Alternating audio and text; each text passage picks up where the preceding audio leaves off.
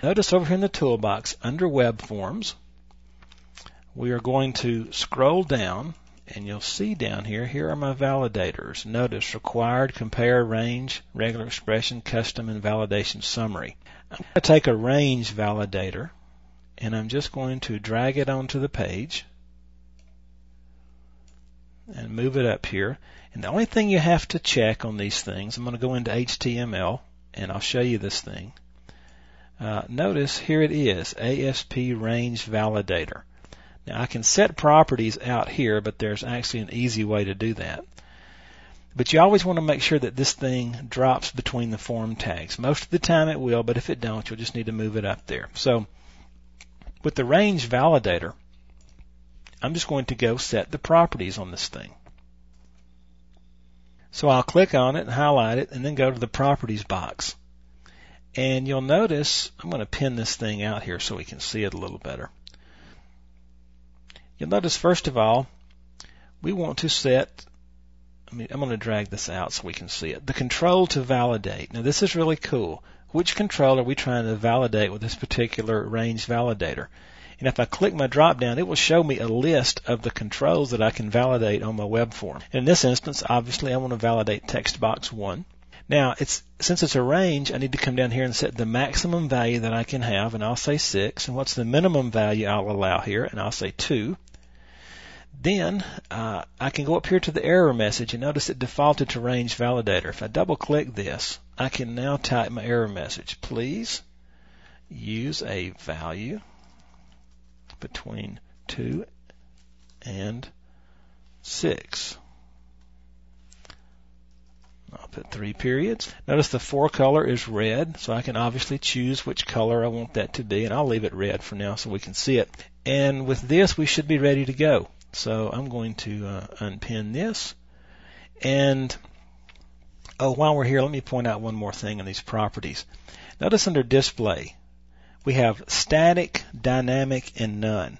Now on the display, by choosing whether we use static or dynamic or none, we basically determine how this thing is going to reserve space on the web page. If we use static, then this means the control is going to occupy space even when there's no message that has been displayed. Now, let me show you this.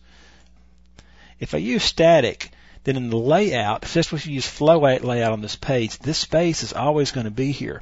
Now if we use dynamic, then it will use this space for another control, and then when an accident happens, or when an error happens, I don't know if I'd call it an accident, it will redo the flow of the page to drop this guy in there. So it's totally up to you, and it depends on how you've got your web page set out.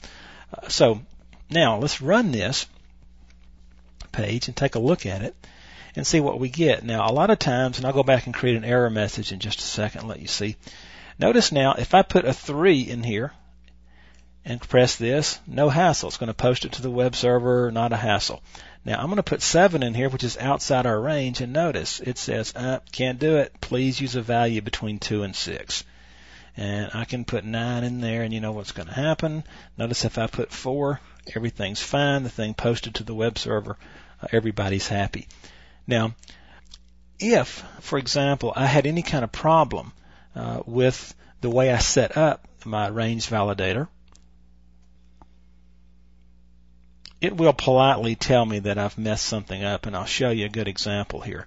Let's say I switch these two. I do my minimum value is 6, my maximum value is 2. Not that you'd ever do that, but every once in a while developers will get tired and those things will happen, right?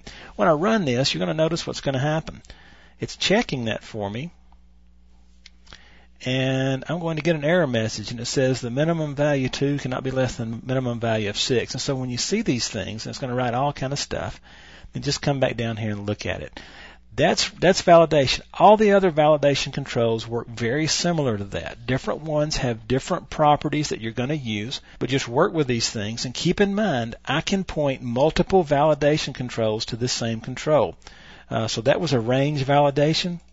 I could also put a required field validator on here and point it to here as well.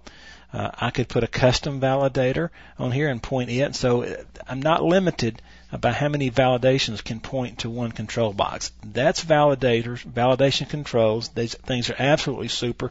You notice we've checked the validation on this with a range without actually writing any code. We wrote one little line that said, please use a value between 2 and 6. Familiarize yourself with these things and use them. They're absolutely fantastic.